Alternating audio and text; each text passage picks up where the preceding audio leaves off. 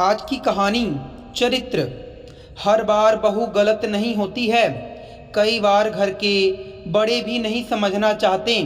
उन्हें लगता है कि वो जो कह रहे हैं वही सही है, पर ये नहीं सोचते कि वक्त के साथ बदलाव होना बहुत ज़रूरी है। अब वक्त बदल चुका है, अब बहुएं भी पहले जैसी नहीं हैं। बेटे, मनन ने कहा, अब तुम हमें बताओगे कि हमें कैसे रहना चाहिए, कैसे अपने घर में एक बहू को रखना चाहिए।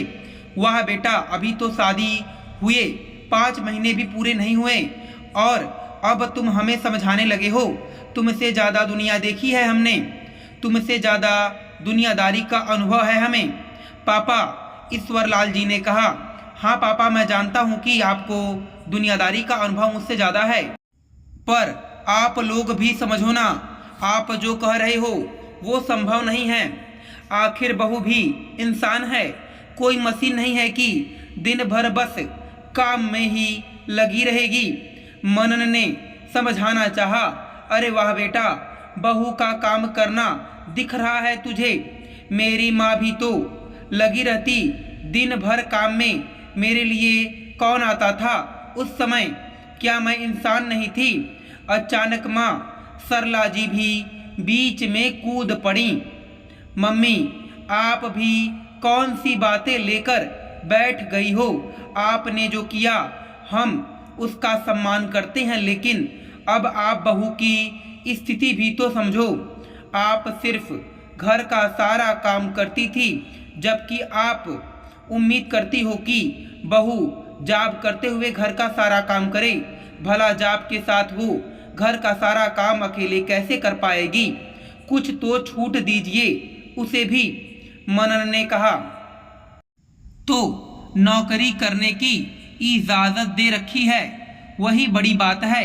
अरे हमें तो घर से बाहर जाने की भी छूट नहीं थी, और इसे वहाँ जाकर कौन सा ईंटें तोड़ने पड़ते हैं। सज धज कर जाकर मेम साहब बन के कुर्सी पर बैठना ही तो होता है।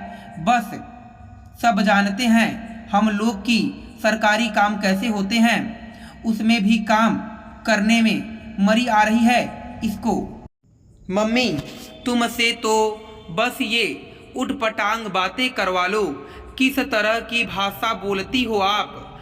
आपने कभी गौर किया है? मनन ने कहा।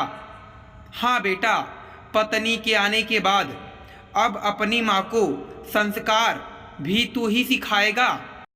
उसने तुझे पैदा नहीं किया है, बल्कि तूने उसको पैदा किया है। हमें तो पाल पोस कर भी तू ही गया है। बस अब बुढ़ापे में यही दिन देखना बाकी था। ईश्वरलाल जी ने चिल्लाते हुए कहा, आप लोगों को कोई नहीं समझा सकता। गलती हो गई जो मैं आपके सामने बोला। मनन हाथ जोड़ते हुए बोला और वहां से अपने कमरे में आ गया। लेकिन पीछे ईश्वरलाल जी और सरला जी निरंतर चिल्लाए जा रही थीं और साथ ही साथ अपनी बहू स्वाति को गालियां भी दिए जा रहे थे। सुनकर मनन का मन खिन्न हो गया। वही स्वाति के आंखों में आंसू आ गए। कहने को घर के बड़े थे सास ससुर, कहते हैं बुजुर्ग घर में ज्ञान का भंडार होते हैं, अनुभव और आशीर्वाद की खान होते हैं। लेकिन यहाँ ये बुजुर्ग किस तरह की भाषा का इस्तेमाल कर रहे थे। मनन और स्वाति की शादी 5 महीने पहले ही हुई थी, जो कि एक अरेंज मैरिज थी। स्वाति एक सरकारी स्कूल में टीचर थी। सरकारी नौकरी थी तो जाहिर सी बात है सैलरी भी अच्छी होगी। बस यही देखकर ईश्वरलाल जी और सरला जी दोनों ने हाँ कर दी। आखिर लोगों के सामने बड़ा सीना फुलाकर कहते थे कि हमारी बहू सरकारी नौकरी में है। बहू सरकारी नौकरी वाली तो चलेगी, लेकिन घर का काम भी बहू ही करे। बस इस सोच के साथ वे लोग स्वाति को अपनी बहू बनाकर ले आए। कहा तो स्वाति की शादी से पहले घर में एक साफ सफाई वाली तो कम से कम आती थी। बस अब तो शादी के बाद उसे भी हटा दिया गया। ये कहकर कि घर में बहू आ चुकी है, अब ये काम वही करेगी। आखिर में बहू घर की काम करे तो उससे घर की दशा शुभ रहती है। ऊपर से सरला जी ने हर काम से छुट्टी ले ली।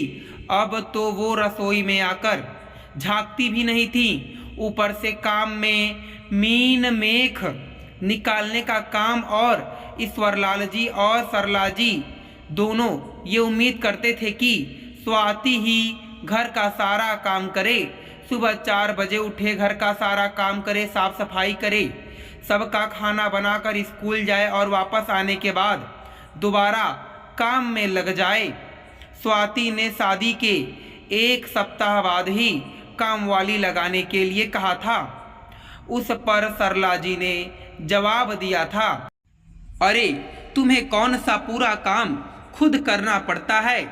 आधे से ज़्यादा काम तो मशीनें ही कर देती हैं। कपड़े मशीन धोती हैं, मसाले तुम्हारी मिक्सचर पीसती है, पोछा तुम्हारा स्टैंडिंग होता है। तुम्हारी कहाँ मेहनत लगती है? पर मम्मी जी, मैं भी थक जाती हूँ। स्कूल भी कितना दूर है, आने जाने में ही 3 घंटे बर्बाद हो जाते हैं। ऊपर से घर और स्कूल दोनों कितना काम रहता है, मैं अकेली कैसे कर पाऊँगी ये सब? अरे कहाँ काम रहता है, घर में काम मशीनें कर रही हैं, और स्कूल में ये हम सब जानते हैं कि सरकारी स्कूलों की पढ़ाई क्या होती है। तुम तो बस सज धज कर जाकर कुर्सी पर बैठ जाती होगी। क्या ही करना पड़ता होगा तुमको? तुम्हें तो बैठे बिठाए ही तनख्वाह मिलती है। बस इस तरह के जवाब देकर वे स्वाति को चुप करा देती। 1-2 बार स्वाति ने मनन से कहा तो मनन ने सरला जी और ईश्वरलाल जी से बात की। बस उन्होंने इस बात का भी बतंगड़ बना दिया।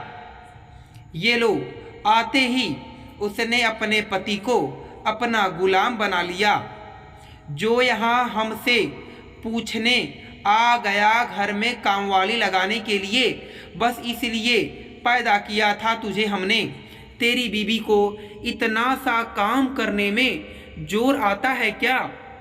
अरे हम तो अकेले ही कितने लोगों का काम कर लेते थे, पर मजाल है अपने सास ससुर के सामने बोला भी हो। और इसे देखो, बेशर्म, यहाँ आते ही अपने पति को उसके माँ बाप के खिलाफ कर दिया। जो वो अपने माँ बाप के सामने उसकी तरफदारी करने आ गया। आखिर इसके बाद मनन भी कुछ नहीं कह पाया। अभी पिछले महीने उसने दोनों से पूछे बगैर कामवाली लगा ली थी, पर इसके लिए भी घर में भूचाल आ गया था।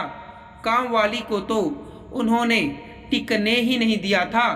आधे घंटे में ही उसे घर से बाहर निकाल दिया। तब जब स्वाति ने ये कहा कि कामवाली की पगार वो दे देगी, तो कितना कुछ सुनाया था उन दोनों ने उनको। क्या क्या उटपटांग नहीं बोला था उसके खिलाफ। अरे एक यही पैसे वाली है क्या? हम सब तो भिखारी हैं जो नौकरानी नहीं रख सकते। नौकरी करती है तो क्या हमको खरीद लिया है?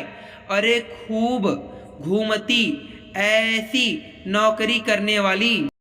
हमारे घर में कोई नौकरानी काम नहीं करेगी, काम तो तुमको ही करना पड़ेगा। बहू हो, ये सब तुम्हारी जिम्मेदारी है।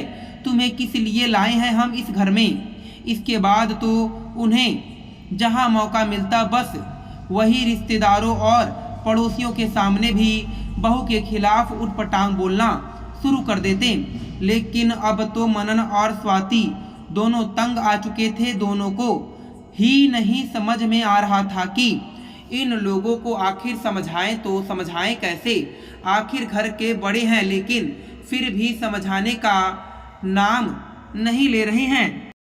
कुछ दिन पहले स्वाति की तबीयत खराब होने के चक्कर में वो सुबह लेट उठी तो घर का अधिकतर काम रह गया।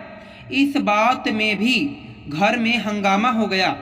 ये जानबूझकर ऐसा नाटक कर रही है कि हम नौकर रख लें, लेकिन याद रखना, चाहे कुछ भी हो जाए हम नौकर नहीं रखने देंगे। इस घर में। मम्मी, सचमुच उसकी तबीयत खराब है। उसे सुबह से उल्टियाँ हो रही हैं। आपको दिख नहीं रहा है क्या जो आप बेवजह ही बातें बना रही हो? मनन ने कहा। अरे, सब जानते हैं हम, ऐसी औरतों का त्रिया चरित्र सब नाटक है। खैर, उस दिन तो स्वाति ने स्कूल से छुट्टी कर ली और मनन उसे डॉक्टर के पास ले गया। जब वापस आया तो उसे देखते ही सरला जी मुंह बनाते हुए बोली, अरे क्यों, हो गई तसल्ली? पैसे खर्च करके डॉक्टर ने भी यही बोला ना कि ये नाटक कर रही है, सब काम चोरी के बहाने हैं। मम्मी, उसकी तबीयत सचमुच खराब है। डॉक्टर ने उसे आराम करने के लिए कहा है। मनन ने कहा। हाँ बेटा, माँ बाप को ही बना लो नौकर तुम लोग। हम बैठे ही हैं ना यहाँ घर का काम करने के लिए। उसके बाद तो सरला जी और ईश्वरलाल जी ने जो गालियों की बौछार की थी और चिल्ला चिल्ला कर घर का माहौल खराब कर दिया। ये सब सुनकर मनन इतना दुखी हो गया कि उसने फैसला कर लिया कि अब उसे यहाँ नहीं रहना। आखिर 2 दिन बाद मनन ने एक फ्लैट किराए पर ले लिया और वहाँ स्वाति के साथ शिफ्ट हो गया।